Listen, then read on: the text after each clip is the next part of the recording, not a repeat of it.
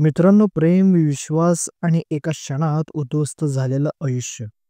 एका अनैतिक प्रेमसंबंधाने सुरू झालेली ही कथा शेवटी रक्ताच्या थरोळ्यात संपली.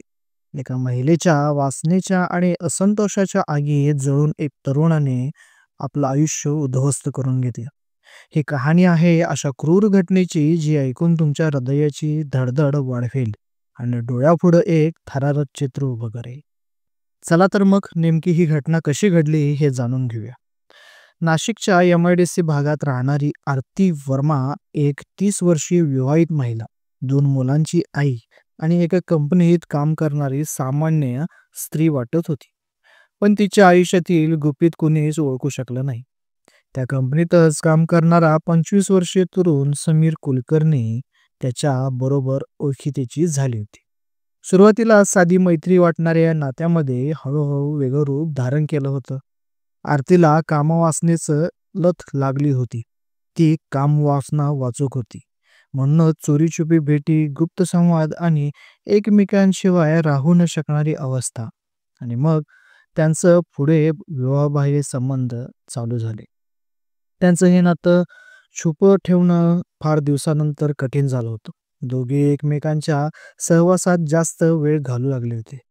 पण एक रविवारी घटना अशी घडली की संपूर्ण कथाच त्यातून पलटून गेली. आरतीने तिच्या पतीला खोटं सांगितलं की कंपनीत रविवारी काम करावं लागेल. खरं तर तिचा प्लॅन ठरलेला वेगळा, समीरसोबत वेळ घालवायचा. समीरला फोन करून तिने एका प्रसिद्ध रेस्टॉरंटमध्ये बोलवलं. सकाळी 11 वाजता ते दोघी भेटले.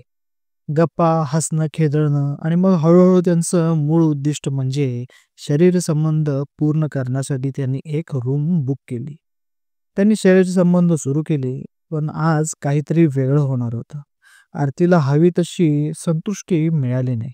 समीर तिच्या अपेक्षेप्रमाणे वागू शकला नाही. ती अतृप्त झाली आणि यातूनच दोघात वाद चालू झाला. हळूहळू तिच्या मनात चीड निर्माण होऊ लागली आणि वाद टोकाला गेला आणि रागात आरतीने तिच्या बाजूलाच असलेल्या प्लेटमधील काट्याच्या चमच्याने कोणताही विचार न करता समीरच्या गुप्त अंगावरती प्रहार केला.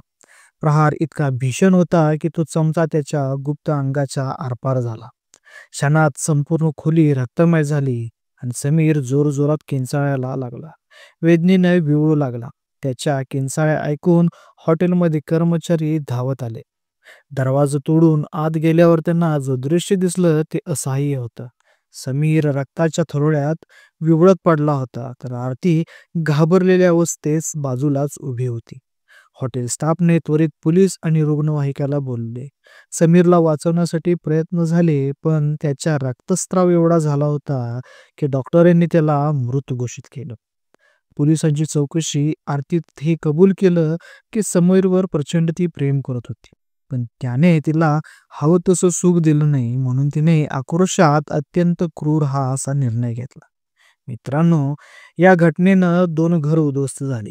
एक तर समीरचा संसार संपला आणि दुसरं म्हणजे आरतीनं स्वतःचं आयुष्य तुरुंगाच्या कोठडीत लोटलं. अनैतिक संबंध अनेकदा विनाशाला कारणीभूत ठरतात. अशा प्रसंगांमधून आपण शिकायला हवं. भावनांवर नियंत्रण ठेवावं. चुकीच्या वाटेवर न जाता आपल्याच नात्यांना जबाबदारीत राहून विचार करत राहावं.